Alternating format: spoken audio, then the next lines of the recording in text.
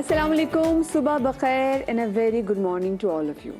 मेरा आप तमाम तर देखने वालों से एक सवाल है और वो सवाल ये है कि आप में से कितने फ़ीसद लोग ऐसे हैं जो कि सुबह उठते साथ ही सबसे पहले अपना फ़ोन पकड़ के अपने वर्क रिलेटेड इश्यूज़ को या अपने वर्क रिलेटेड मैसेजेस को चेक करते हैं, यानी कि अपने ऑफ़िस का व्हाट्सएप ग्रुप, अपने ऑफ़िस की ईमेल्स और साथ में अपने कॉलीग्स के मैसेजेस अगर आपको आए हों कि भाई अगर काम पे कोई मसला है या कोई स्केड्यूल में चेंज या anything related to your work, anything related to your meetings, कितने फ़ीसद लोग हैं जो कि सबसे पहले अपने काम के मैसेजेस को चेक करते हैं। आपको पता है कि आज के जिस दौर में हम जी रहे हैं उस दौर में अब ऐसा लगता है कि हमारी वो 9 to 5 वाली जॉब नहीं रही।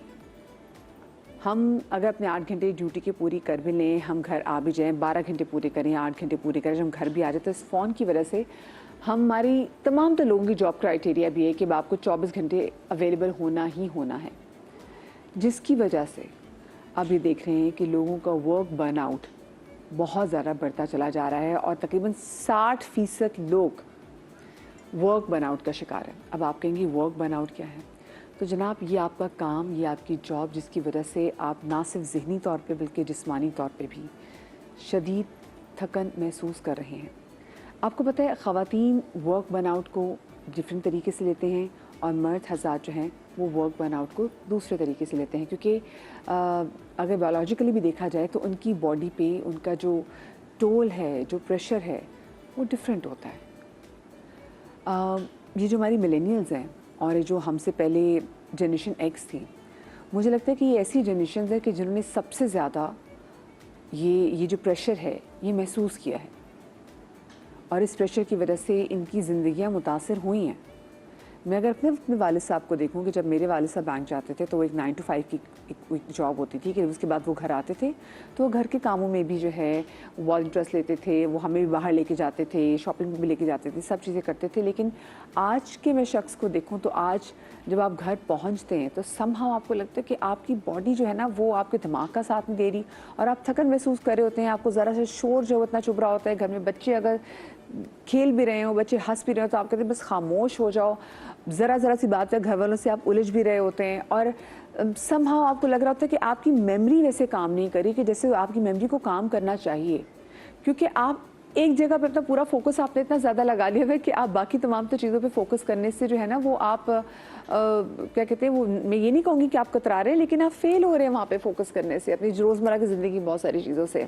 और जैसे मैंने ख़वातीन के वाले से बात की तो बहुत सारी ख़वातीन जो कि स्पेशली माएँ हैं और जब वो काम कर रही होती हैं उनका जो काम का टोल है वो जिस तरह से अपने ऊपर लेती हैं वो बड़ा मुख्तलिफ है। बहुत सारी लड़कियां मैं अब देखती हूँ कि जो काम भी कर रही होती हैं वो बड़े मिसकैरेजेस का भी शिकार होती हैं, क्योंकि वो जो प्रेशर है, वर्क प्रेशर, और आजकल की जॉब्स ही ऐसी है भाई, क्या करें इस प्रेशर में सर्वाइव करना ही करना। मैं जो भी बात करी थी ना कि हम मिलेनियल्स और बूमर्स जैसे कि जिन्होंने सबसे ज़्यादा वर्क टोल लिया, तो अब जो आगे वाली जेनजी है ना वो प्रेशर देगी। मुझे एक तरह से अच्छा लगता है कि वो इतना प्रेशर नहीं लेती काम का, वो थोड़ी सी जुगाड़ भी लगाती है और वो उनको अपना एक टाइम चाहिए। उन्होंने भी अगलों को बताया हुआ कि देखिए जी इससे इतने बजे से लेकर इतने बजे तक टाइम है जो कि हमारा अपना टाइम है, इतने बजे से कितने बजे तक टाइम है जो हमारा लंच टाइम है और इसमें आपने भी कुछ कहना नहीं है। और जिन्होंने उनको काम पे रखा हुआ उनको भी पता है कि नहीं भी इनको हम ज़्यादा प्रेशर नहीं दे सकते। सो पिसा कौन? हम पिस गए और हम अभी ऐसे पिसे कि हमारे घर वाले भी बड़े मुतासर हो इससे। आप लोग क्या अपनी जॉब से वैसे ही आपको लगता है कि जी हाँ मैं जब घर वापस आता हूँ तो मेरे लिए भी बड़ा मुश्किल होता है, मैं बहुत थका थका फील करता हूँ, और अगर आपके पास उसकी कोई रेमेडी है so please do share with us, हमें कॉल कीजिए। मेरे साथ मेरे भी यहाँ पे एक्सपर्ट का पैनल भी मौजूद होगा, क्योंकि बड़ा ज़रूरी है भाई कि हम अपनी वर्क लाइफ और जो अपनी पर्सनल लाइफ को ना अलहदा ही रखें। नहीं हो पा रही, वर्क लाइफ का सारा टोल, सारा प्रेशर, सारा गुस्सा, सारी थकन, सब चीज़ें, सब फ्रस्ट्रेशन पर्सनल लाइफ जो हमारे अपने घर वाले उन पे उतर रही है। वो जो दरमियान में एक लाइन है ना वो लाइन ख़त्म हो गई है, रब हो गई है, उसको वापस बहाल कैसे करना है बड़ा ज़रूरी है। क्योंकि देखें आप काम पे रिप्लेस हो सकते हैं, आज आप काम से गए कोई और आ गया, लेकिन काम के प्रेशर की वजह से अगर आप चले ही गए किसने रिप्लेस करना है आपको आपके घर वालों ने आके? ठीक है ना। तो आज इस हवाले से बात करना बहुत ज़्यादा ज़रूरी है ताकि हम अपनी ज़िंदगी में थोड़ा सुकून का सांस ले सकें। जी जनाब, तो डिस्कशन में हमारे साथ स्टूडियोज़ में मौजूद हैं डॉक्टर फातिमा तौफीक जो कि साइकेट्रिस्ट हैं, हमारे साथ मौजूद हैं सनम पठान कॉर्पोरेट ट्रेनर है, अमारा नवीद एजुकेशनिस्ट हैं और साथ में ईमान रिफत सईद जो कि कॉर्पोरेट कम्युनिकेशन कंसल्टेंट हैं हमारे साथ मौजूद हैं।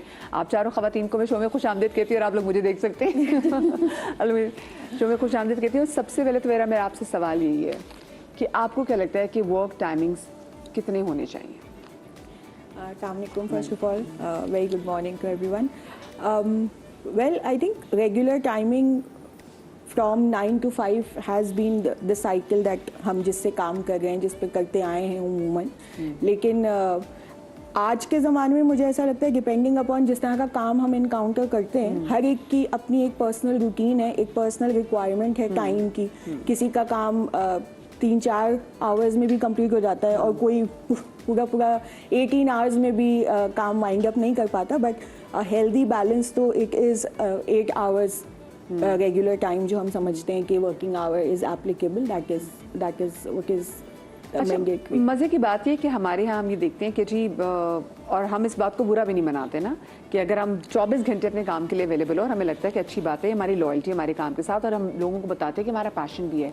लेकिन हम ये देखते हैं कि अगर हम वेस्ट में चले जाएं तो वेस्ट में इनको भी पता है कि अगर आप 6 o'clock लाइक इससे ऑफ टाइम आप निकल गए हैं तो आपकी अगर कोई कॉल्स या ईमेल्स भी आए तो आप उसको एंटरटेन नहीं करते कि जिसकी वजह से उनको थोड़ा बहुत बैलेंस करना ज़रूर आता है। हमने गोरे को देखे कि गोरा जब घर जाता है वो घर जाके अपने घर की चीज़ों में टाइम देता है, अपने बच्चों को भी टाइम देता है, फिर उसको पता है जो उसने वीकेंड आना तो उसने वीकेंड में अच्छा फैमिली टाइम गुजारना है।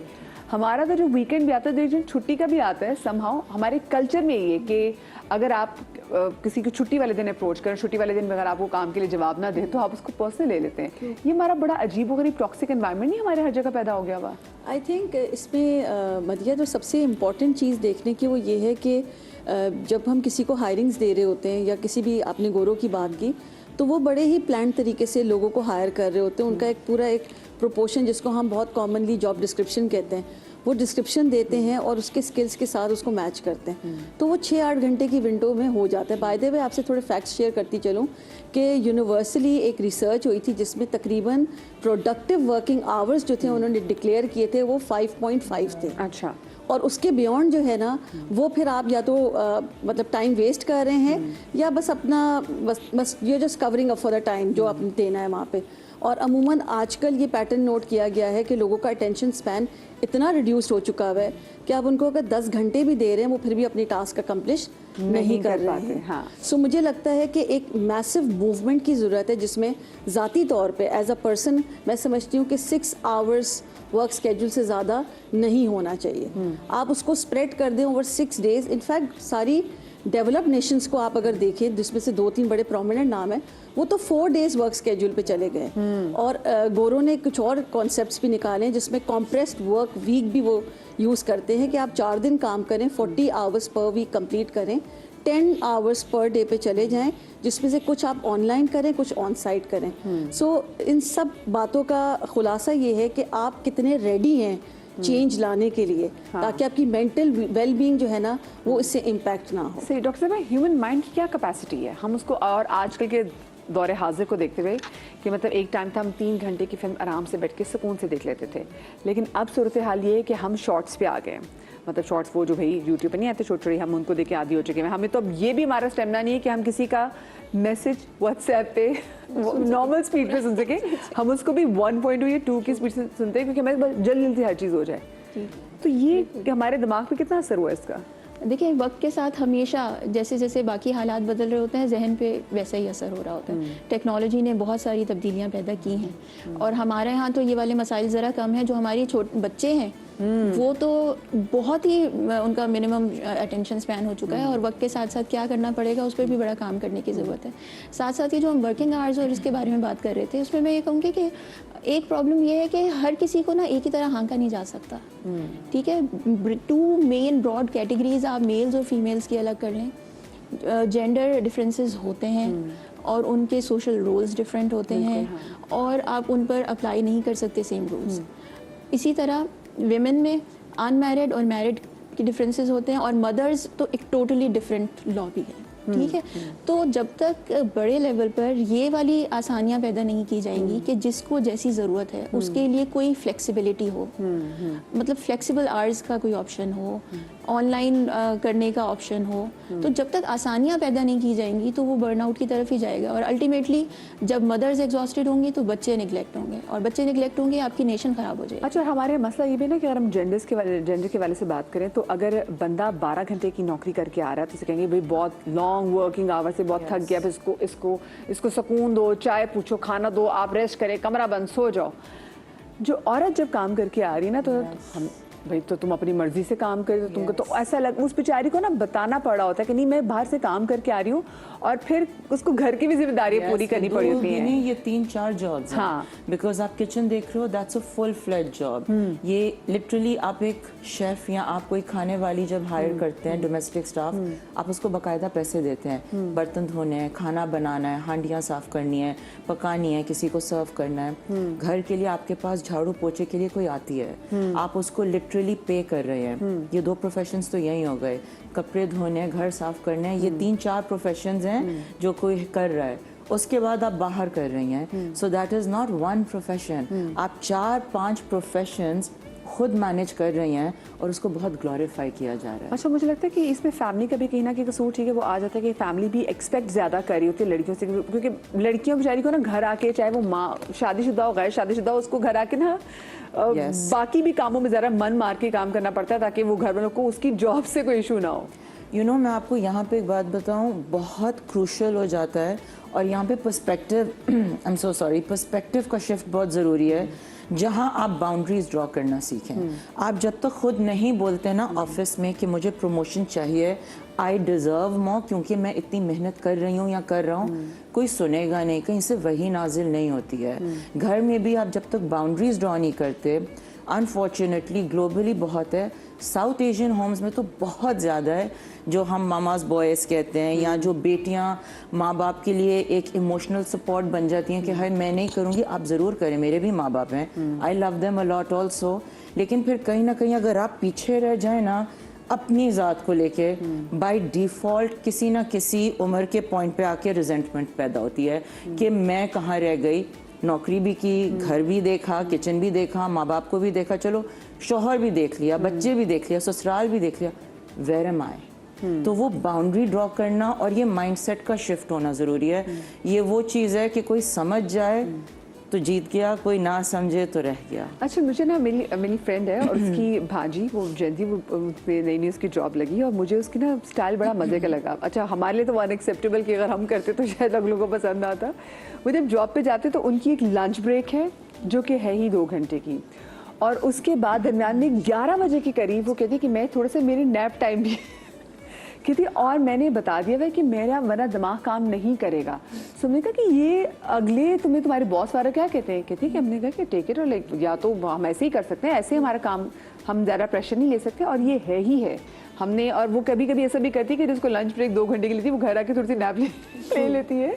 और मुझे वो इतने मज़े की बात लगी कि उन्होंने सही तरीके से एक बाउंड्री उन्होंने बना दी है, और उन्होंने बता दिया कि भाई देखो अगर ये नहीं होगा ना तो हमारे काम में एफिशिएंसी, प्रोडक्टिविटी मत तलाश करना। आई थिंक और हम तो कहते थे नहीं, अगर नहीं हो सकता सर हम ये भी करके दिखाएंगे, हम सुपरमैन है, हम सुपर वुमेन है। बिकॉज आई थिंक आपने शायद बात भी इसी टॉपिक से शुरू की थी कि हमारी जनरेशन के साथ अनफॉर्चुनेटली एक्सपेक्टेशंस का जो सेट है ना वो बहुत डिफरेंट है।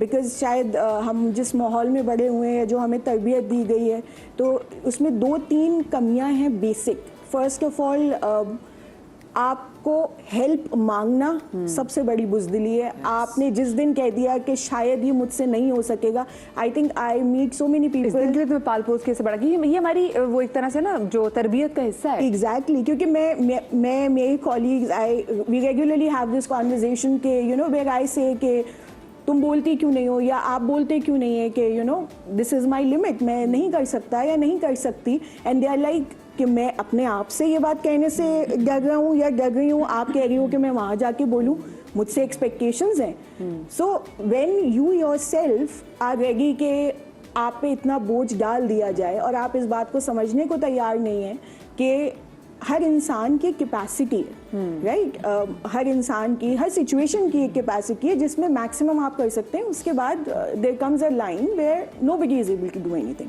एंड दूसरा इंपॉर्टेंट चीज़ जो हम निगलेक्ट करते हैं वो है परफेक्शनिज्म. अनफॉर्चुनेटली हमारी जनरेशन को ये परफेक्शनिज्म का भी कुछ भूत सवार है कि everything has to be you know cross the t's, dot the lines, everything has to be proper. और एक और चीज़ जो हमारे माँ बाप ने हमारे साथ की, एक तो हम पब्लिक प्लीजर भी हैं, पीपल प्लीजर भी हैं हम लोग. तो हम वो पीपल प्लीजर से अपने ख़ानदान या घर में या जो मेहमान आते थे उनके साथ नहीं है. हम जहाँ पे काम कर रहे हैं वहाँ पर भी हमारी यही कोशिश होती है. हम सिर्फ अपना काम नहीं, अगर हमें लगे कि हाँ जी ये हम अगले का काम भी कर सकते हैं तो वो भी करने की कोशिश कर रहे होते हैं. I think there is this word, golden word, हमने इसको बहुत सीरियसली गोल्डन ले लिया, that is please. I myself tend to feel that कि मुझे कोई एक मेयर प्लीज कह दे या मेरे वालिदैन बेटा कह के कोई काम कह दें या कोई दोस्त मुझे जो है प्लीज यार ये कर दो, तो मेरे में वो सकत रहती ही नहीं है. नो बोलना नहीं आता. नो तो नहीं मैं बोल सकती. सो आई स्टार्ट रिकैलिब्रेटिंग माई डे. मेरे ही जहन में मैं अपने काम को ऑर्गेनाइज करना शुरू कर देती हूँ. अच्छा ये प्रायोरिटी पे रख सकती हूँ, ये मैं नींद को इतनी देर छोड़ के ये मैं कर लूंगी. So what we do is we end up keep compromising ourselves, and what she said about letting ourselves go, फिर वो हमें regret होता है, हमें पछतावा होता है कि हमने अपने आप को कहीं छोड़ दिया. The only thing I would like to add is it's not only the female perspective. I mean a lot of men. जी बिल्कुल ऐसे बहुत ही है. से हजरात ऐसे हैं जो बहुत स्ट्रगल करें क्योंकि उनका एक फिनोमिना, जैसे इवन डॉक्टर साहब ने said we both have genders के डिफरेंट रोल्स हैं, एक्सपेक्टेशंस. लेकिन ये तो सेम, देखो ये तो ऑफ कोर्स सेम है. जो अभी हमने बात की पीपल प्लीजर की बात भी की, तो वो तो हम, क्योंकि हम ये जनरेशन परवान ही ऐसे चढ़ाएगी. आजकल के तो बच्चे भी जो हैं उनको घर वाले लिटरली कमरों से निकाल के कह रहे थे कि बेटा मेहमानों को सलाम कर लो. बच्चे पूछते हैं हाँ मिलना कि नहीं मिलना बता दें, तो उन्होंने कहा नहीं तुम अंदर ही रहो. तो हमने वो बच्चों के अंदर आदत डालनी हुई. लेकिन ये जो हमें अपने आप से भी शिकायत है कि जो जी सर की जो आदत अक्सर मिलेनियल्स के अंदर है बहुत ज़्यादा, और जैसे प्लीज़ और उनको नो जो है ना वो कहना नहीं आता. तो उसकी वजह से आपको क्या लगता है कि उसने कितनी हमारी मुश्किलात में इजाफा किया और हमारे काम में? देखिए जब आपको कोई कहता है कि प्लीज़ मेरा काम ये कर दो, तो पहले तो आपने ये देखना है कि उसकी आपके साथ रेपो कैसी बिल्ट हुई हुई है. क्योंकि जब आपके साथ किसी की रेपो बिल्ट होती है, you want to go an extra mile to serve those people.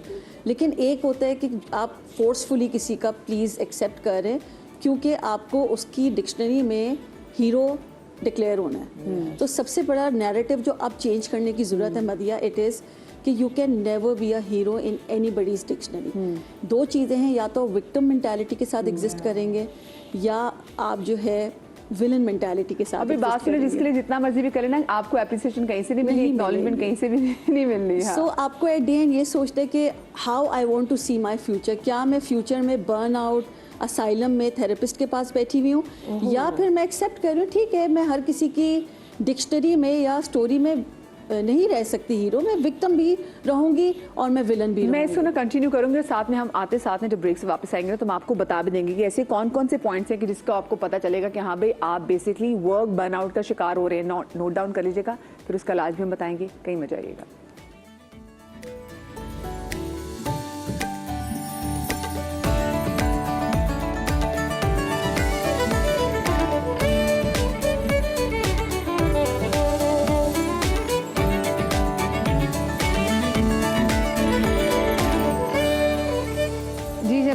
Welcome back after the break. और आज हम बात कर रहे हैं कि वर्क प्रेशर की वजह से जो लोगों के अंदर जो एक वो कहते हैं वर्क बर्नआउट है जिसका वो शिकार हो रहे होते हैं. बहुत सारे लोग जो है ना वो बड़ी नफ्सियाती उलझनों में जो हैं वो कहीं ना कहीं खो जाते हैं. और जैसे मैं जनरेशन के वाले से बात करी तो हर जनरेशन का प्रॉब्लम को टैकल करने का तरीक़ेकार बहुत मुख्तलिफ था. जैसे हमने मिलेनियल्स के वाले से बात की कि लोगों को ये भी शिकायत है कि मिलेनियल्स क्योंकि इतना जी सर कहा है और वो इतने प्लीज़र हैं कि वो अपनी जॉब का सबसे ज़्यादा जो टोल है ना वो लोग लेते हैं.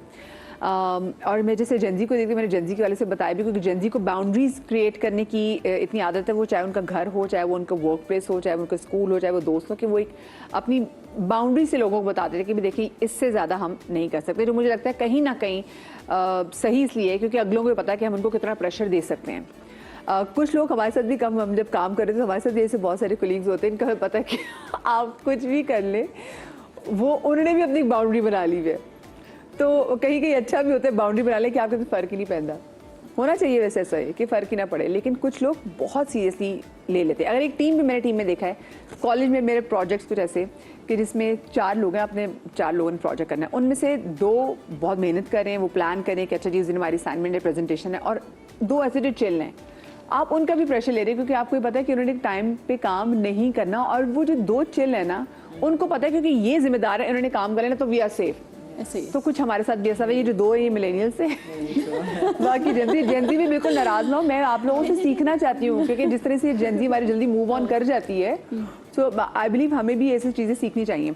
मुझे आप सब लोग ख़वातीन से चाहिए, मुझे बताएं वर्क बर्नआउट की कुछ निशानियाँ क्या हैं, ताकि हम लोगों के साथ शेयर कर दें। बहुत से लोगों को पता भी नहीं होगा कि जी आपको अगर घर में अम्मा अब्बा की बात इतनी बुरी लग रही है, बहुत सारे लोग कहते हैं मेरी बीवी की बात कहीं भी जहर लग रही होती है, या आपको बेसिकली या वर्क बर्नआउट का शिकार है, और कहीं ना कहीं आपको अपने बॉस की परछाई बीवी में दिखाई दे रही है कि ये भी वैसे बोल रही है, तो मतलब 100 चीज़ें ऐसी होती है ना। तो कौन कौन सी निशानी है मैं आप सब लोगों से लेना चाहूँगी। प्रॉब्लम स्टार्ट होती है फिजिकल हेल्थ से। Physical symptoms are the brain feel earliest. करते हैं आप ड्रेन फील करते हैं, बॉडी एक खाम खा की टांगों में दर्द हो रहा है, शोल्डर्स में दर्द हो रहा है, सर में दर्द हो रहा है, ये वह बहुत कॉमन हो जाता है। और अगर मेंटल हेल्थ की तरफ जाएं तो सबसे पहले मूड डिस्टर्ब होना शुरू होता है, इरिटेबिलिटी होने लगती है, आपको हर बात बुरी लगने लगती है, लो मूड आने लगता है, और वही है कि अगर वो इंटेंसिफाई कर जाए तो वो एक डिसऑर्डर की तरफ भी जा सकता है। इसके अलावा अटेंशन कंसंट्रेशन स्पैन डिस्टर्ब हो जाता है। लोग अक्सर आते हैं कि हमारी याददाश्त खराब हो गई है, बट वो डिमेंशिया नहीं होता, वो दरअसल क्या है कि आपकी अटेंशन डिस्टर्ब्ड है, आप किसी चीज़ की तरफ इतना ध्यान ही नहीं दे पा रहे हैं कि उसकी मेमोरी। ब्रेन फॉगिंग कहेंगे, ब्रेन फॉगिंग भी कह सकते हैं, यानी कि आपने किसी चीज़ को इतनी अटेंशन ही नहीं दी कि उसकी मेमोरी बनती। ठीक है, तो it is not about memory retrieval, it is actually about memory making. तो और ये बहुत कॉमन हो चुका है प्रॉब्लम, और लोग अमूमन कहते हैं कि नहीं हमारी मेमोरी ठीक करना है। अच्छा, वो जो अटेंशन डिस्टर्ब्ड है उसका अंडरलाइन कॉज देखना पड़ता है। अंडरलाइन कॉज वो जो है वो आपके सिर्फ सोशल स्ट्रेसर्स हैं, आपका वर्क बर्नआउट है, या वो इतना इंटेंसिटी हासिल कर चुका है कि वो डिसऑर्डर बन चुका है। तो अगर तो इस तरह की चीज़ें हैं जो कि आपको रेगुलरली फेस कर रहे हैं, तो मेरा ख्याल है कि एक दफ़ा रिव्यू करवा लेना, मशवरा ले लेना, प्रोफेशनल हेल्प ले लेना अच्छी बात है। हम कॉलेज यूनिवर्सिटीज़ में वैसे कितने कोचेज और काउंसलर्स ऐसे रखते हैं ना, कंसल्टेंट्स रखते हैं कि जो बच्चे अगर ज़रा डिस्टर्ब हो तो फ़ौरन आप कहते हैं हमारे पास आए प्लीज़, है ना। हमें तो मेरे ख्याल से अपने वर्क प्लेसेस पे तो ज़रूर रखना चाहिए, मतलब मैं कहती हूँ एक साइकेट्रिस्ट साइकोलॉजिस्ट तो होना चाहिए। हाँ, you know it's very interesting कि मदिया you've mentioned this बिकॉज अब अगर आप लिंक्डइन खोल के देखें ना और स्क्रॉल करें, मेंटल हेल्थ अवेयरनेस के ऊपर बहुत बात होती है, बट बिकॉज मैं खुद अपने शो में एक हफ्ते में 2 दफ़ा तो मेंटल हेल्थ पे बात करती हूँ। But the interesting thing is मैं because I do my podcast, और मैं ये बहुत दफ़ा हर गेस्ट के साथ off camera I discuss and I say it on camera also, कोई आके अपने घर में या पर्सनल जो जंग होती है ना, whatever war they are fighting, personal और एट होम और socially, they will never discuss it because sorry it will be weaponised. वो एज एम्यूनिशन आपके खिलाफ इस्तेमाल होगा, और कब कैसे होगा आपको नहीं पता, फिर वो चाहे बीमारी क्यों ना हो। रिलेशनशिप्स में भी ऐसा ही होता है। Exactly right. तो ये इट्स अ डाइकोटमी, ये एक तरह से वो है कि आप कह तो रहे हैं mental health, at work place में अगर स्पेसिफिकली बात करूँ, हर कोई बोलेगा सब कुछ सही है, सब बहुत अच्छा है, आप पेंटिंग करवा लेंगे, आप यू नो अनवाइंडिंग के लिए एक अवे डे कर लेंगे, भूरबन ले जाएंगे, कहीं रिजॉर्ट पे ले जाएंगे, कोई आके एक्चुअली अपनी 4 बातें की अपनी एक बात भी नहीं रखेगा, बिकॉज वो जानता है या वो जानती है कल HR के पास जाएगी ये बात, and it will be used against me, and that is a very sad fact, because फिर दैट मीन्स आपने वो इन्वायरमेंट क्रिएट ही नहीं किया है, ये सिर्फ एक टिक बॉक्स है, और ये खरी बात है, ये बहुत लोगों को अच्छी ना लगे। अच्छा, मैं आप जी अक्सर मीम्स आप देख रहे होते हैं ना, उसमें आता है कि जी जब अगर मंडे आने से पहले आप मंडे का सोचते साथ ही आपको थकन महसूस होने लग जाए, तो इसका मतलब है कि जो आपका वर्किंग एनवायरनमेंट है ना, वो आपको प्रेशराइज कर रहा है, वो बहुत टॉक्सिक है। उससे मैं बहुत सारे लोगों को ऐसे जानती हूँ कि जो लिटरली डेज काउंट करते हैं। वो कहते हैं अच्छा भाई आज मंडे है, अब इतने दिन रह गए हैं, अच्छा अब इतने हैं, फिर अब इतने दिन रह गए हैं, और वो करते करते करते वो छुट्टी तक, वो हफ्ते की वो एक ब्रेक जो कि उसको ऑफिस से चाहिए होती है, वो लिटरली उसके दिन काउंट कर रहा होता है। सो यू आर लकी अगर आपका वीकेंड आ जाता है और आपको टच वुड नहीं पता चलता, क्योंकि हम भी ऑफिस में जब बैठे होते हैं तो मंडे जब शुरू होता है और उसके बाद हम कहते हैं आज फ्राइडे भी आ गया, क्योंकि हम इंजॉय कर रहे थे। हमारी अपनी इस जगह पर हमारी अपनी भी कोशिश होती है कि हम अच्छा माहौल रखें, क्योंकि हर बंदा ये भी नहीं पता ना कि घर में किस किस परेशानियों से इधर आ रहा है, तो एटलीस्ट आपका काम ही अगर आपके लिए थेरेपी बन जाए और आपके लिए स्केप बन जाए तो कितनी प्यारी बात है। आपके नज़दीक ऐसी वो कौन सी चीज़ें हैं, कैरेक्टरिस्टिक्स हैं जो कि आपको लगता है कि वर्क बर्नआउट के अंदर देखिए, वर्क बर्नआउट में सबसे इम्पॉर्टेंट जो चीज़ है ना कि वो आपके इकोसिस्टम में लोग आपको सपोर्ट नहीं दे रहे, इस वजह से आप बर्नआउट हो रहे हैं। काम से आज तक कोई नहीं फौत हुआ जहाँ तक मैं जानती हूँ, लेकिन मेंटल प्रेशर जो आपकी इन्वायरमेंट पे लोग आप पे पोस्ट करें, चाहे वो आपका बॉस हो, आपका सबऑर्डिनेट हो, आपका स्पाउस हो या आपके बच्चे हों,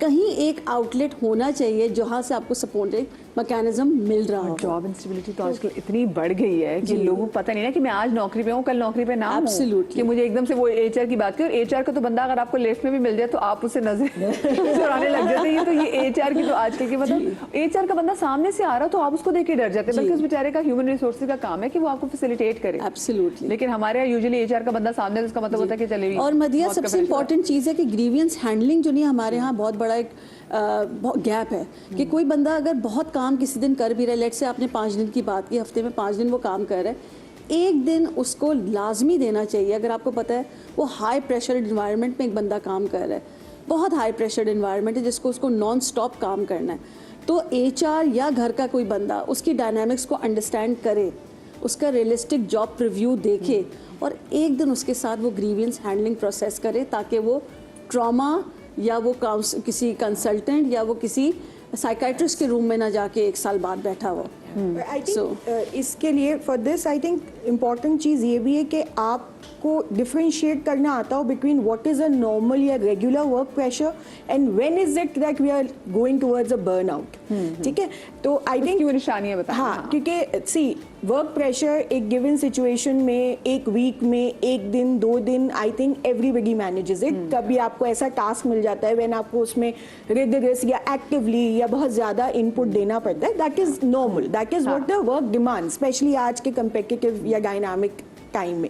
बट बर्नआउट या स्पेसिफिकली हम वर्क प्रेशर सिचुएशन उसको कहेंगे जब वो एक कंटिन्यूअस मोनोटोनस फीलिंग चली आ रही है कि जैसे मैं काम करे जा रही हूँ या मैं काम करे जा रहा हूँ और वो खत्म ही नहीं हो रहा, भागे जा रहे हैं। एग्जैक्टली, एंड आई थिंक वो पहचानना जरूरी है। हाँ, अनफॉर्चुनेटली हम ये जो हेल्प की बात कर रहे हैं या ग्रीवेंस की बात काट कर रही हूँ, वो चलो खवातीन हमें घर बैठी देखते हैं जो होम मेकर्स हैं, वो भी वर्क बर्नआउट का शिकार हैं। एग्जैक्टली, आप ये मत समझिए कि वर्क बर्नआउट का शिकार सिर्फ वही लोग हैं जो कि दफ्तर जाते हैं, बल्कि वो खवातीन जो सुबह से उठ के बच्चों को पहले नाश्ते बना रहे हैं और अब तो आगे बच्चों के स्कूल खुलने वाले हैं, तो वो फिर बेचारी चक्की में पिसना शुरू होगी। वो सुबह उठेगी, बच्चों के पहले नाश्ते बनाएगी, बच्चों को तैयार करेगी, स्कूल भेजेगी, मियाँ का नाश्ता बनाएगी, उनको भेजेगी, फिर घर की सफाई देखेगी, वो एक मेड की टेंशन लेनी है, खाना बनाना है, बच्चे जब वापस आएंगे। और आजकल के ऐसे कंपैरेटिव दौर में जब आपको होता है कि आपको बच्चा ट्यूशन भी जाए, आपका बच्चा किसी एक्स्ट्रा करिकुलर एक्टिविटी में भी एनरोल्ड हो, वो उसके भी पीछे भागी रात का खाना खाएगी, फिर सब चीज़ें करेगी, और फिर लेकिन आप उसको देख नहीं रहे कि वो काम करी, क्योंकि हम कहते हैं तुम घर में और कर क्या रही हो, तुम और करती क्या हो, तुम्हारा ये तो काम है, और यही बहुत बड़ा काम है। और फैमिली पॉलिटिक्स हमारे जहाँ देखिए हमें ऑफिस की पॉलिटिक्स ड्रेन कर देती हैं, वहाँ पे इन खवातीन को घरों की पॉलिटिक्स जो है वो ड्रेन कर देती है, फैमिली पॉलिटिक्स। आई थिंक आप काम की बात करिए, I would take it to a stretch के आज के दौर में अगर मैं एक बच्चे को भी देखूँ ना, एक एलिमेंट्री स्टूडेंट को देखूँ, तो उसके लिए भी मेजॉरिटी ऑफ द डे मुझे लगता है काम ही है। It's work pressure, you know, even the activities जिनमें आप ECA है या जो भी, इतना कॉम्पिटिटिवनेस और इतना रिगरस रूटीन बना दिया कि वो काम लगने लगता है। आप टिड्डे को वो बेचारा स्कूल से वापस आया, उसके बाद आपने कहा बस इसने खाना खा लो, उसके बाद आपने इसको किसी एक्टिविटी के लिए जाने, फिर आपने कहा चलो बेटे तुम्हारी आज प्ले डेट भी है। अब वो बच्चा कह रहा है मैं थक गया हूँ, सुबह से उठा, हमने कहा नहीं प्ले डेट भी, और आपने अपने बच्चे के समय फिर हमने बच्चे को बोर नहीं होने देना।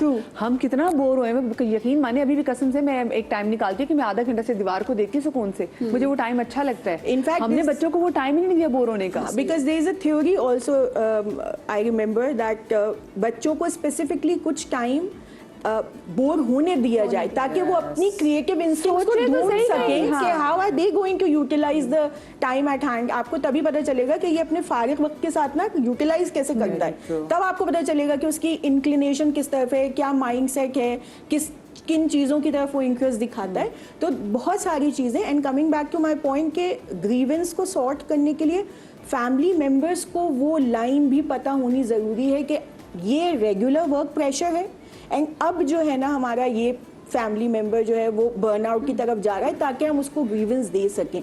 सो आई डू अंडरस्टैंड कि वो जाहिर है कहीं अवेयरनेस की वजह से या lack of it let's say लोग पहचान नहीं पाते. मैं मुझे एक छोटी सी ब्रेक लेनी जनाब, और ब्रेक के बाद जब वापस आएंगे ऑफ कोर्स काफ़ी ज़्यादा चीज़ें आपके सामने रख दी हैं. अब उसको डील कैसे करना है ये ज़्यादा इंपॉर्टेंट है. ब्रेक के बाद बात करेंगे.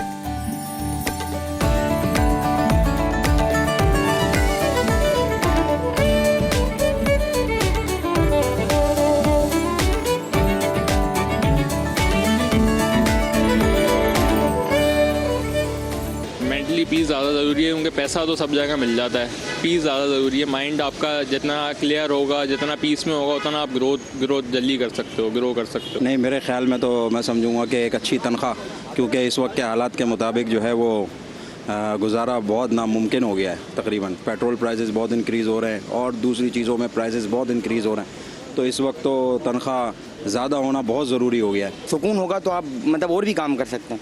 पैसा तो सिर्फ आपके मतलब एक चीज़ है, ख्वाहिशात पूरी कर सकता है. आपकी ज़हनी सुकून पैसा ख़रीद नहीं सकता. मेंटली सुकून होना ज़रूरी है. मेंटली सुकून हो तो इंसान जो है वो बेहतर तनख्वाह के हवाले से दीगर असबाब पे गौर कर सकता है, पार्ट टाइम जॉब कर सकता है और अपने जो है ज़रा आमदन बढ़ा सकता है.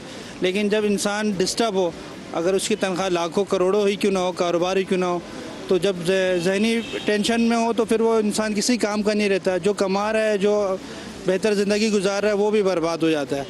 बड़ी सही उन्होंने बात की. और आजकल तो मैं ये पढ़ भी रही हूँ कि the new rich is inner peace, कि अब अगर आपके पास सुकून है, दिल में आपके सुकून है, आपको ज़हनी सुकून मुयसर है, तो आपसे ज़्यादा आज के दौर में अमीर आदमी कोई नहीं. क्योंकि देखिए हम इतनी ज़िंदगी में स्ट्रगल कर रहे थे, लेकिन उसके बावजूद हमें सुकून मुयसर नहीं होता. और बहुत सारे लोगों की ज़िंदगी आसान होती है, वो खुद उसको मुश्किल बना रहे थे. क्यों?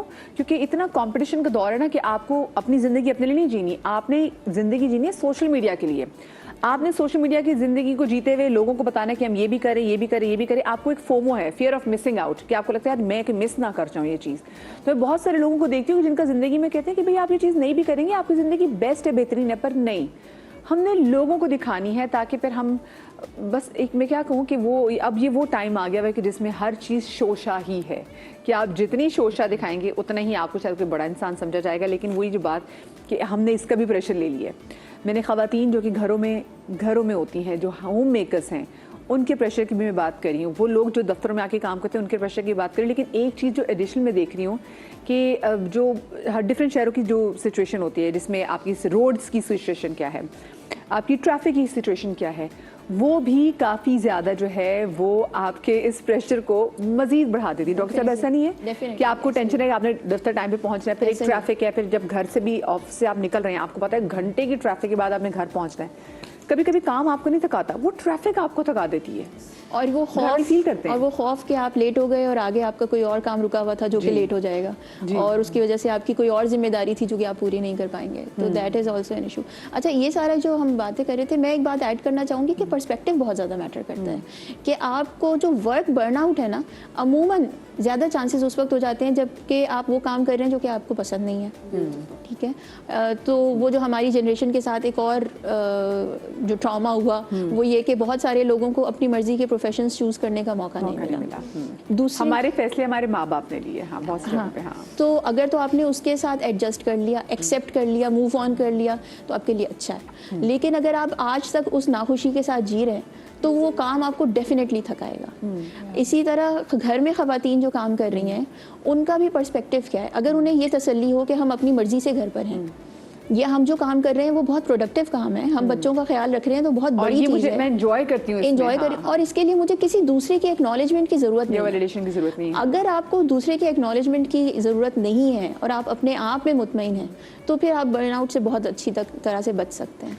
वरना तो बर्नआउट डेफिनेटली होगा, क्योंकि वो जो जहनी प्रेशर है ना, आपके हर वक्त अंदर की जंग कि ये काम मुझे करना नहीं मैं चाह रही, मुझे करना पड़ रहा है. अच्छा, कुछ जगहों पे जानबूझ के, जहाँ पे आप चाह रहे आपको आपका काम पसंद हो भी, आपके लिए माहौल टॉक्सिक बना दिया जाता है. और मैंने अक्सर लोगों को देखा है बिला वजह लोगों की ज़िंदगी में पोक करना, उनको तंग करना, ज़्यादा देर बिला वजह बिठा के भी रखना. आपकी 8 आवर्स की आपकी शिफ्ट है, लेकिन आपने ज़्यादा मैंने अक्सर जगहों पे देखा है कि टाइम ख़त्म हो गया है, और जो लड़कियां जो कि ज़्यादातर रिलाई कर रही होती है कि वो ऑफिस की कन्वेंस पे, तो आप उनको कन्वेंस ही नहीं देंगे कि बैठे रहो.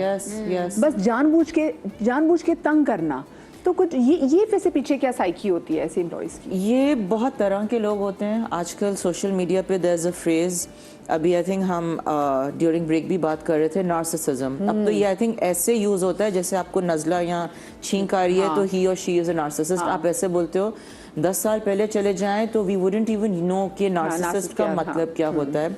बहुत सारे और तरह के लोग होते हैं।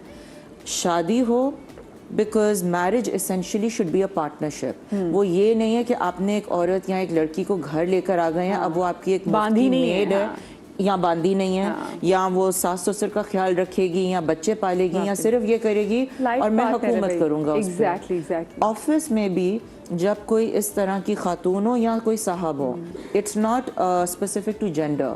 सम women can make life miserable at work, some men can make life miserable at work. It is not only harassment.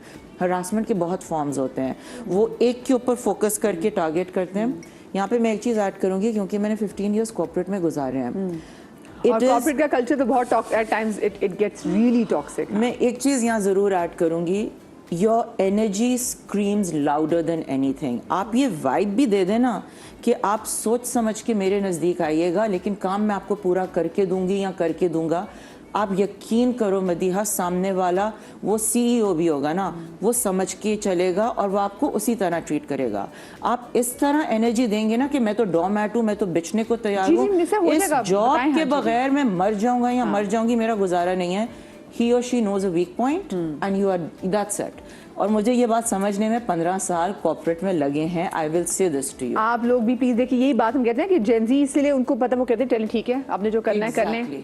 ये बहुत अच्छा एक तरह से एटीट्यूड कि आप ठीक है, आप काम पे जरूर जाएं, वो काम आपका पैशन है, but that does not mean कि आप उनके गुलाम हैं। लेकिन अनफॉर्चुनेटली ऐसी बहुत सारी ऑर्गेनाइजेशंस हैं, बड़ी बड़ी ऑर्गेनाइजेशंस हैं, मैं उनका नाम नहीं ले सकती, लेकिन वो जिस तरीके से ट्रीट करते हैं, और बहुत सारी जगहों में मैं आपको बताऊँ ख़वातीन को इतनी गालियाँ नहीं पड़ती, ये कॉर्पोरेट्स में और बहुत सारे इंस्टीट्यूट्स में मैं जानती हूँ, जो गालियाँ दी जाती ना काम के दौरान बंदों को, जो अपने सबऑर्डिनेट्स को गालियाँ दी जाती हैं। कभी कभी आपको काम नहीं थकाता, वो 8-12 घंटे की शिफ्ट आपको नहीं थकाएगी, वो जो गालियाँ आप सुन के घर जा रहे हैं ना, वो जो आपकी इज्जत नफ्स को बार बार मजरूर किया जा रहा है। मेरे बहुत सारे भाई जो मैं देख रहे हैं वो गुजरते हैं, मैं अक्सर ऐसे लोगों को देखती हूँ कि वो उनके सेल्फ स्टीम, सेल्फ कॉन्फिडेंस सब खत्म हो जाता है और वो कहते हैं हम फेस नहीं कर पाएंगे बाकी लोगों को। But I think I would like to add to what she said. Your point was absolutely on point कि we need to draw or we need to get that vibe out. क्योंकि Umair Jallianwala motivation speaker Umair भी हमारे साथ मौजूद है। मैं उमैर की तरफ आना। अस्सलाम वालेकुम उमैर, शो में आपको खुशामदीद कहती हूँ। वालेकुम अस्सलाम, thank you very much for having me. Umair ji Umair, बहुत मल्टी फैक्टर्स, अगर हम बात करें कि वर्क बर्नआउट का शिकार हम लोग क्यों हो रहे हैं, आपके नज़दीक ऐसी क्या चीज़ है कि जो आपको रूट कॉज लग रही है कि जिसकी वजह से आजकल जो वर्क बर्नआउट की जो टर्म है ये हर ज़बान से आम है?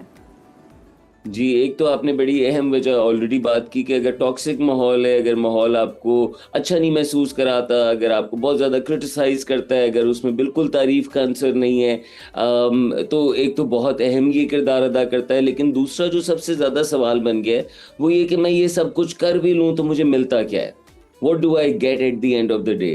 तो जो पैसे मिल रहे हैं, जो तनख्वाह मिल रही है, उसकी अहमियत उतनी नहीं रही, उससे लोग वो कुछ कर नहीं पा रहे जो पहले कर पाते थे। तो मेरा ख्याल है कि अब वो ज़्यादा मुश्किल हो गया है उस माहौल में सहना। लोगों को और बहुत सारी चीज़ें नज़र आ रही हैं, जैसे कि ये बाइक वाला अपनी मर्ज़ी से बाइक चला रहा है, चलो इतना तो ये भी बना लेता है। तो बहुत सारे लोगों ने ऐसे मुकाबले करके अब ऐसी जगहों पर कदम बढ़ाया है जहाँ पर उनको आज़ादी भी मिलती है कि चलो पैसे उतने ही मिले लेकिन कम से कम आज़ादी तो मिले, और दूसरा उनको ये भी मौका मिले कि वो ज्यादा बना सकें, कि उतने ही टाइम में उनकी उजरत फिक्स ना हो।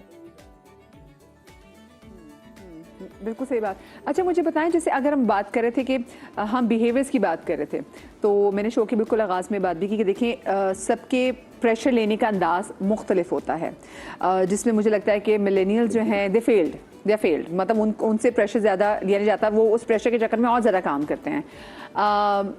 जो इनफैक्ट सॉरी प्रेशर ले लेते हैं, जो जेंजी है वो प्रेशर नहीं लेती है और वो अगले को भी प्रेशर दे देते हैं और वो अगलों को भी बता देते हैं कि ये हमारी बाउंड्रीज हैं और इससे ज़्यादा हम काम नहीं कर सकते। सो आपको किसका तरीक़ेकार ज़्यादा सही लगता है कि किसने अब ज़्यादा सही तरीक़ेकार सेट किया है? जी, मिलेनियल्स जो महसूस कर रहे थे, जेंजी ने उस पर एक्शन कर लिया। मिलेनियल स्क्वीज्ड अप थे, बर्दाश्त कर लेते थे, उनकी डिप्लोमेसी की ट्रेनिंग थी, अडेप्ट करने की थी, और बहुत ज़्यादा उन्होंने मारे भी खाई, प्रेशर्स भी ले लिए और परफॉर्म कर लेते थे। लेकिन जेन ज़ी ने इसको डे वन से इनकार कर दिया, ना वो एकेडमिक प्रेशर लेने में इंटरेस्टेड है, ना वो वर्क प्रेशर लेना चाहते। तो उनके लिए ज़िंदगी एक बड़ी हेल्दी वो गुजारना चाहते हैं, जिसमें सिर्फ फिजिकल हेल्थ नहीं है बल्कि मेंटल हेल्थ उसका एक बड़ा अहम हिस्सा है। तो मेरा ख्याल है जेन ज़ी ने पूरी दुनिया को ये आगाही दी है कि आपको जितनी आम सेहत की फिक्र सताती थी उतनी ही आपको अपनी जहनी सेहत की फिक्र सतानी चाहिए, क्योंकि अगर वो खराब है तो फिर आपका सारी जिंदगी और सारा हमने काम ट्रॉमास खराब है। देखे हैं। जी जी, देखिए उमैर, देखिए उसके साथ साथ हम देखें कि चलें ठीक है, अगर एक जनरेशन हम बूमर्स जनरेशन एक्स हमसे पहले की हैं, अगर ये लोगों ने इनको प्रेशर लिया है तो फिर इनको बहुत सारी चीज़ों को डील भी करना आया है। इन्होंने टारगेट्स अपने अचीव भी किए हैं। मैं अगर फिर दूसरे हमसे जो छोटे बच्चे हैं, जो जनरेशन जेनजी वाले की बात करते हैं, जनरेशन अल्फा की भी आगे हम बात करेंगे। सो जैसे इन्होंने प्रेशर नहीं लिया, उन्होंने बता दिया हम नहीं ले सकते, लेकिन जब आपने बोला ना कि इनको है कि हमने ज़रा सुकून से काम करना है, तो इन्हीं की अगर देखा जाए तो ज़रा ट्रॉमास के इशू भी बहुत ज़्यादा हैं। And at the same time they are the one जो कि ज़्यादा एंड अप वो करें, कोचेज़ के पास जा रहे हैं, कंसल्टेंट्स के पास जा रहे हैं। फिर ये तज़ाद हम क्यों देख रहे हैं? भाई जनरेशन्स को कंपेयर नहीं करना चाहिए एक दूसरे के साथ। हर जनरेशन के अल्लाह ने अपने चैलेंजेस लिखे हैं। तो मेरी जनरेशन में प्रेशर था कि उस्ताद देख रहा है, मार पड़ेगी, चौक आएगी। आज की जनरेशन का प्रेशर है, मेरी बात पे कोई लाइक क्यों नहीं आया, मैं जो कर रहा हूँ क्या वो ट्रेंडिंग है या नहीं है। तो प्रेशर तो है लेकिन अलग तरह का है। तो प्रेशर हर जनरेशन के ऊपर होता है। जहाँ तक बात है कि ये जनरेशन कोचेस और थेरेपिस्ट के पास चली जाती है, क्योंकि ये जनरेशन मेंटल हेल्थ को वैसे ही ट्रीट करती है जैसे फिजिकल हेल्थ को हम ट्रीट करते हुए आए हैं, कि अगर तबीयत खराब है तो डॉक्टर के पास जाओ, अगर दिमाग साथ नहीं दे रहा, अगर सोचें बिखर रही हैं, अगर उदासी छाई हुई है तो जाओ दिमाग के डॉक्टर के पास जाओ, गुफ्तगू लगा लो। अगर मकासद नहीं हासिल कर रहे तो आओ किसी कोच के पास, मेहनत करो, उसके साथ कमिटमेंट्स करो, वो तुम्हें फॉलो अप कराएगा। तुम्हारे दिमाग की रेजिस्टेंस, सुलझने, जो हमारे अपने बिलीफ्स होते हैं ना बड़े महदूद, वो तोड़वाना। तो ये जनरेशन मानती है कि ये करने की जरूरत है और ये इसको स्टिग्मेटाइज नहीं होने देती, विच इज़ वेरी गुड। अच्छा, मुझे लेकिन ये बात बताएं आप, जैसे मैंने आज शो में बात की और हम अक्सर अपने दोस्तों से बात भी करते हैं कि जो दोस्त हमारे बहुत ज़्यादा काम का प्रेशर भी देते हैं, क्योंकि आजकल हम लेफ़्ट राइट बहुत यंग लोगों को देखते हैं। बहुत खबर ऐसी आती है कि अच्छा वो तो दफ्तर में था, वो तो काम ही कर रहा था, एकदम बस वो गिर गया, एकदम वो कोलैप्स कर गया। लोग काम का इतना ज़्यादा बर्डन लेने लग गए हैं कि नहीं वो प्रेशर ले पाते। तो हम ये भी कहते हैं, और हम भी बचपन से हम भी सुनते आ रहे थे कि भाई देखिए, आप काम पे तो रिप्लेसेबल हैं। किसी की आज खुदा ना खासा किसी को कुछ हो जाता है या ब्रेन हैमरेज होता है किसी को भी, तो 2 दिन बाद उसकी जगह कोई और बंदा आएगा, वो काम करने लग जाएगा। लेकिन घर में तो आपको कोई रिप्लेस नहीं कर सकता ना। सो ये चीज़, ये बात खुद को बावर कराना कितना ज़रूरी है, क्योंकि हमने देखा है कि अपने दफ्तर के काम और प्रेशर की वजह से और दफ्तरों की उलझनों की वजह से लोगों की ज़ाती ज़िंदगी जो है ना वो बहुत ज़्यादा मुतासर होते हैं, उनकी अज़वाजी ज़िंदगी मुतासर होती है, उनके बच्चों के साथ रिलेशनशिप बड़ा ख़राब हो जाता है। इसको फिर हम कैसे बैलेंस कर सकते हैं? जी, बहुत ये मैं कल ही पढ़ रहा था कि आपकी सेहत की कीमत आप कम अदा करते हैं और वो लोग ज़्यादा अदा करते हैं जो आपके ऊपर डिपेंड करते हैं, जिसमें आपके बच्चे, आपकी फैमिली के लोग शामिल होते हैं। और ये बड़ा मुश्किल काम है। हम इंसान होलिस्टिक हैं। मेरी बेइज्जती हो रही है, आप कह रही हैं मेरी सेहत अच्छी रहे, मैं कमा नहीं पा रहा और मैं खुश रहूं, तो ये मुश्किल काम है। मैं मान रहा हूँ कि ये मुमकिन है, लेकिन मैं कह रहा हूँ ये मुश्किल है। तो मैं साथ हूँ उन लोगों के जिनकी सेहत पे असर पड़ता है, और मैंने खुद अपनी सेहत पे असर पड़ते हुए देखा है। उससे पहले मैं भी कहता था कि नहीं, आप दिमाग में तो कहीं ना कहीं हम पे असर ज़रूर आता है, लेकिन हमें उससे डील करना आना चाहिए। स्ट्रेसर्स इस दुनिया के हैं और ज़्यादा बढ़ रहे हैं। टेक्नोलॉजी जिस रफ्तार से चेंज हो रही है वो हर किसी को स्ट्रेस में डाल रही है, उनको भी स्ट्रेस में डाल रही है जो उसके बनाने वाले। तो आप और मैं तो उसके बहुत ही एंड यूज़र या एक ऐसी कंपनी या एक ऐसी सलाहियत लेके बैठे हैं और सवाल पूछ रहे हैं कि पता नहीं ये रहेगी या नहीं रहेगी। तो ऐसे वक्तों में अपने ऊपर तवज्जो दें।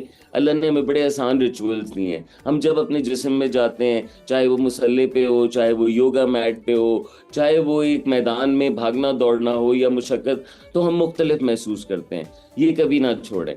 इसमें आपकी सांस शामिल है, आपके जिस्म की हरकत, आपका स्ट्रेच, और ये आपका सबसे आसान शिफ्टर तरीका अल्लाह ने हमें दिया है। दूसरा, दिल। अच्छे दोस्तों के साथ, अच्छे लोगों के साथ वक्त गुजारें। जहाँ पे मुश्किल है वो है ज़रूर, अब आपने उसका मुकाबला करना है तो आपको दूसरी तरफ से बैलेंसर चाहिए, ऐसे लोग चाहिए जो आप पे बिलीव कर सके, जो आपको सपोर्ट कर सके, आपको प्यार कर सके, आपको इनकरेज कर सके आपके अगले कदम पे। अगर वो नहीं होंगे तो आप मुरझा जाएंगे। तो ऐसे दोस्त ज़रूर सो, आपके दिल का आप ऐसे हल निकाल सकते हैं। अपना दिमाग, ज़रूरी है कि आप अपने दिमाग को पैटर्न्स में ना पढ़ने दें।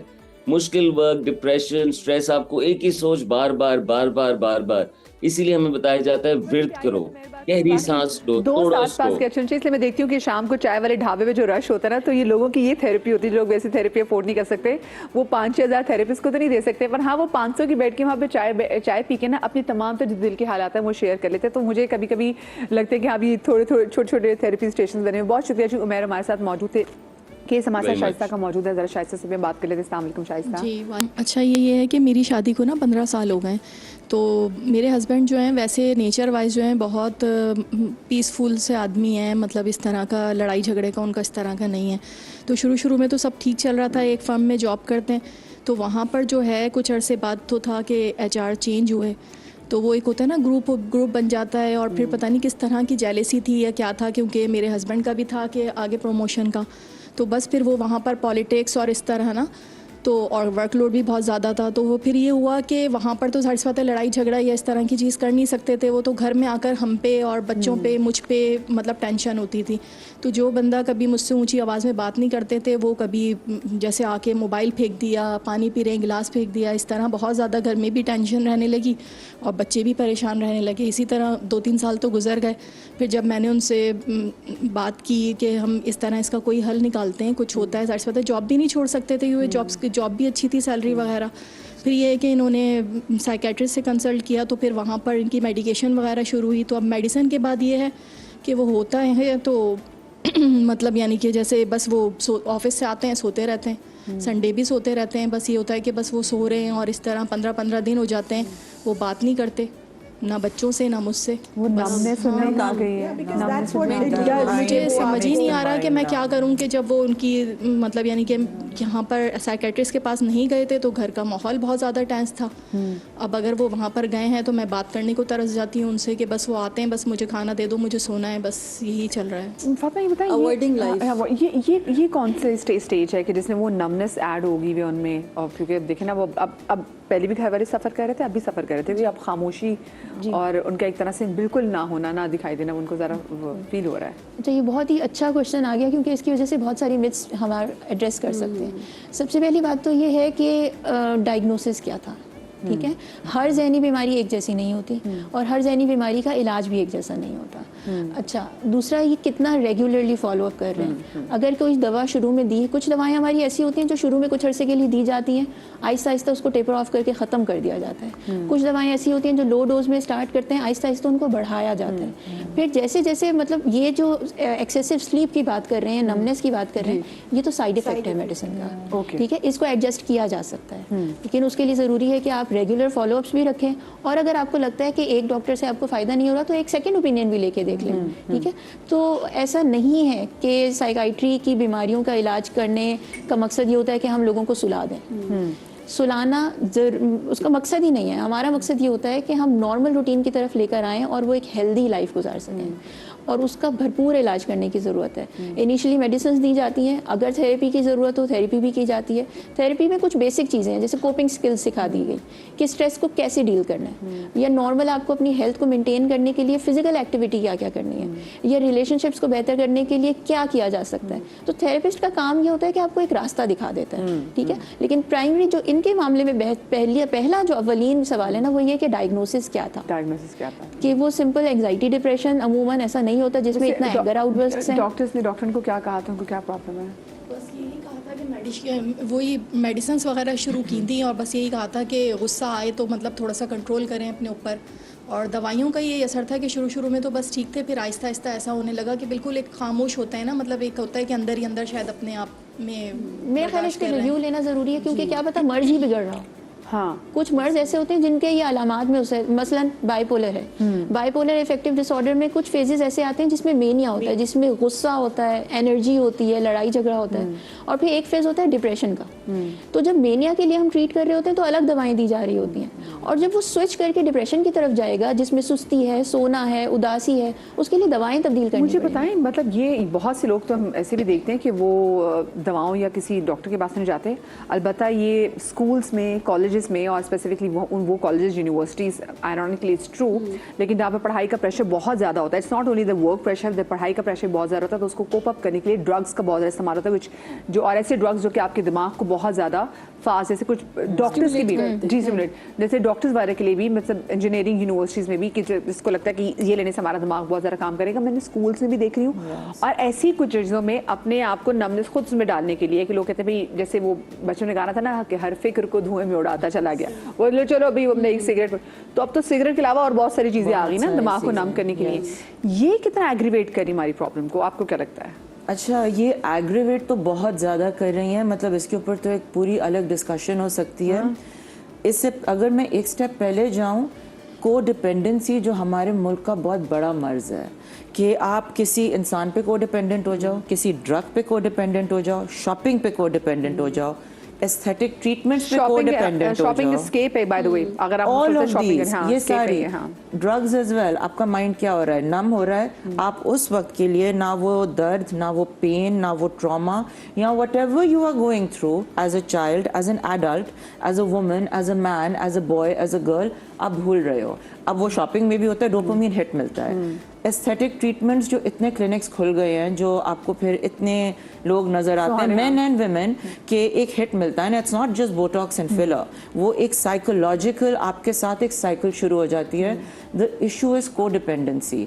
को डिपेंडेंसी इंसानों के साथ भी हो जाती है, और तभी तो फिर हम कहते हैं कि अगला बंदा अगर हमारे इमोशनली अवेलेबल ना हो तो हमें कितना ज़्यादा हिट करता है। एक छोटी सी ब्रेक के बाद हाजिर होते हैं, हमारे साथ रहिएगा।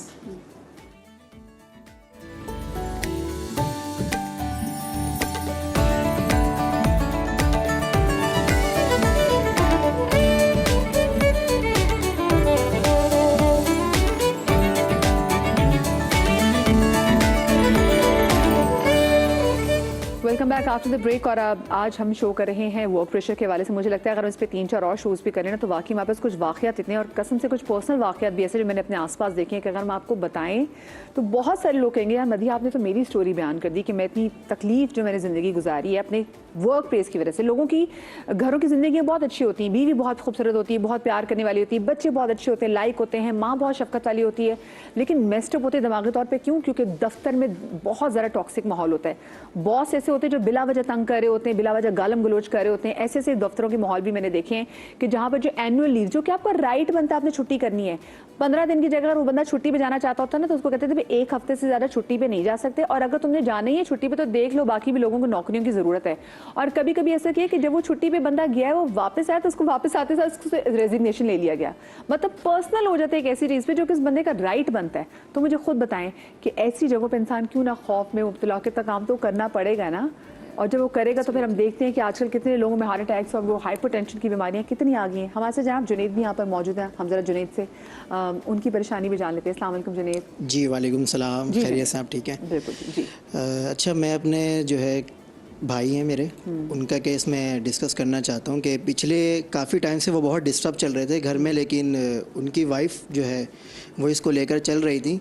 अब जाकर हमें पता चला कि वो जिस कंपनी में जॉब करते हैं, बड़ी अच्छी कंपनी है, उन्हें बहुत फैसिलिटी दी हुई है, लेकिन उनके साथ ऐसा हो रहा है कि अब जो उनके बॉस चेंज हुए हैं, तो ऑफ़िस में उनके साथ जो है ये हो रहा है कि उनके साथ जो लोग काम कर रहे थे पहले से, अब वो उनकी बात नहीं मान रहे कि वो मैनेजर है वहाँ पर, और बॉस जो है मैनेजर के वर्कर्स के सामने आकर जो है उन्हें जलील करना, डिग्रेड करना, और उनकी जो बात है वो कहते हैं कि मैं मैनेजर हूँ, मेरा ये लेवल है, मैं अपने लेवल से ये काम करवाता हूँ, लेकिन वो जो नीचे प्यून है, प्यून के बात पे लेकर आगे चलना और उनको जलील करना और धमकियाँ देना कि मैं जॉब से निकाल दूँगा।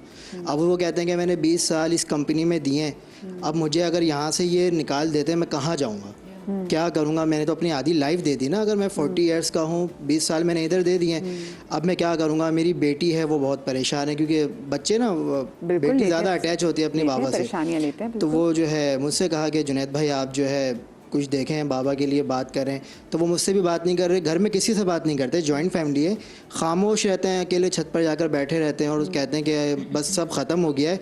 और अपनी वाइफ से उन्होंने कहा कि अगर मैं कुछ कर लेता हूँ तो तुम अपने घर चले जाना। और मतलब इतना ये सिवियर किस्म का ये जी उनके साथ बिल्कुल प्रॉब्लम होगी भी है। और उन्होंने कोशिश भी की है अपनी जान लेने की ना, कई मरतबा इस तरह से कर चुके हैं। हाँ। तो उनके अगेंस्ट कंप्लेन वगैरह तो की है बॉस के लिए, अभी देखते हैं क्या होता है, और उनका ट्रीटमेंट भी चल रहा है। वो बहुत परेशान है और इस वक्त जो है वो कई मरतबा कोशिश कर चुके हैं, वो निकल जाते हैं, पता नहीं होता, उन्हें ढूंढते रहते हैं हम कहाँ गए, हालांकि अच्छे पढ़े लिखे हैं। रिस्क का वादा तो देखिए वाकई अल्लाह पाक की ज़ात ने किया हुआ है, लेकिन और आप जैसे बात करें ये बड़ी बड़ी मल्टीनेशनल कंपनीज में ऐसे लोगों के साथ होता है, फिर अगलों की इज्जत नफ्स मजरूह करने के लिए होता है कि आप उसको ट्रीट इतना बुरा करते हैं, फिर उसको, और कभी कभी कुछ लोगों की ऐसी पोजीशन होती है कि अगर आप उनको लोगों के साथ सबऑर्डिनेट्स के सामने गाली दे देना, वो मौत है उस बंदे की, उसको जलील कर दें, वो उसकी मौत है। तो और ऐसे बहुत सारे बॉसेस हमें देख रहे हैं। मैं कह रही हूँ ना कि हम इतना शो कर सकते हैं, मेरे ख्याल से शो भी नहीं है क्योंकि नेशनल टेलीविजन पे हम ऐसी बहुत सारी स्टोरी सुना नहीं सकते, लेकिन शायद अगर हम पॉडकास्ट करें ना तो आपको बता सकें कि लोगों के साथ क्या कुछ होता है। मुझे बताएं, ये तो बहुत तकलीफदेह सिचुएशन है। एक बंदे को पता है उसकी फैमिली भी है, उसने उनको पालना भी है, और अगर 20 साल से एक जगह पे मौजूद है तो वो जो उसके यहाँ पे कंफर्ट लेवल है उसको वहाँ नहीं मिलेगा, और ये भी नहीं पता कि ये छोड़ देगा अगर तो बाहर नौकरी मिलती कि नहीं मिलती, इतने फाकों की हालत आती, क्या होता है, क्या हो सकता है यहाँ पर डॉक्टर साहिबा? ये बहुत पेनफुल है। सबसे पहले तो वाकई इस बात को जो है बहुत ज़्यादा मजम्मत करने की ज़रूरत है कि वर्क एनवायरनमेंट ठीक होना चाहिए। हाँ। वो लोग रिस्पॉन्सिबल हैं एक इंसान के, फिरौन बैठे हुए और लोग लिटरली लेकर आते हैं कि हम ऐसे, हमें कोई फिरौन टाइप बंदा चाहिए जो आके हमें ऑर्गेनाइजेशन वाली चलाए। हाँ, तो ये तो जुर्म है ही, हाँ, जो कि एक टॉक्सिक एनवायरनमेंट प्रोवाइड किया जा रहा है। लेकिन इस तरह की सिचुएशन जब आ जाती है तो फिर इंसान को सहारों की ज़रूरत होती है। अगर फैमिली सपोर्ट मौजूद हो, दिलासा देने वाले लोग मौजूद हों, तो बहुत ज़्यादा प्रोटेक्टिव फैक्टर इसको हम कहते हैं। फिर इंसान की अपनी शख्सियत क्या है, जैसे इन्होंने बताया कि वो बात नहीं करते, जो लोग बात नहीं करते, डिस्कस नहीं करते, अपनी दिल की बात नहीं कहते, वो ज़्यादा रिस्क में होते हैं, उनको मेंटल हेल्थ प्रॉब्लम्स भी, और वो किसी बड़े कदम उठाने की तरफ उनका रिस्क भी ज़्यादा होता है। देखिए कुछ को हमने, हमारी भी कसूर है ना, हमने कह दिया जी मर्द को, एक तो मर्द को दर्द नहीं होता, मर्द होता नहीं है, और हमने मर्द को बता दिया कि मर्द एक लकड़ की चीज़ है जो हर चीज़ अपने अंदर अब्जॉर्ब करेगा, वो इस आयरन मैन नहीं है भाई, वो आयरन मैन, वो उसकी भी परेशानियां हैं। हमने उसको कभी ना ये गुंजाइश नहीं दी कि वो बात कर सके, खुल के बात कर सके और अपनी वीकनेस शो कर सके। हमारे यहाँ तो यही मसला है कि जी मर्द बहुत सख्त होता है। क्यों भाई? हमने जब उसको रूम ही नहीं दिया फिर वो क्या करेगा? यहाँ बहुत अच्छी मुझे अपॉर्चुनिटी मिल रही है एक बात मेंशन करने के लिए कि वो लोग जिनको बात करना मुश्किल लगता है या उनकी नेचर में नहीं है या उनको अपने जज्बात का इजहार करने के लिए अल्फाज नहीं आते, उनको ज़रूर ये काम करना चाहिए कि वो रोज़ाना कुछ वक्त निकालें अपने लिए और वो लिखना शुरू करें। ठीक है, वो जज्बात जो आप कह नहीं सकते उनको लिखना शुरू कर दें, चाहे तो डायरी बना लें, चाहे तो पेपर पे लिखा और फाड़ कर फेंक दिया। इसको हम थेरेप्यूटिक जर्नलिंग कहते हैं और ये एक थेरेपी का तरीका है। ये आपकी मेंटल हेल्थ को मेंटेन करने का बहुत अच्छा रास्ता है। ये सबको करना चाहिए और स्पेशली अगर कोई रफ पैच चल रहा है आपकी लाइफ में तो फिर तो ज़रूर करना चाहिए, स्पेशली अगर आपकी ऐसी नेचर है। देखिए सिर्फ रातों रात ये तब्दीली नहीं आ सकती कि आप किसी मर्द को कहना शुरू कर दें कि रोया करो। उसने बचपन से सीखा ही नहीं, ठीक है, उसको हमने इजाज़त नहीं दी ना। उसको बहुत सारे जज्बात का नाम भी नहीं आता कि उदासी क्या होती है, जेलसी क्या होती है। ठीक है, ख़वातीन इस बारे में ज़्यादा फ्लुएंट होती हैं, बातें कर लेती हैं।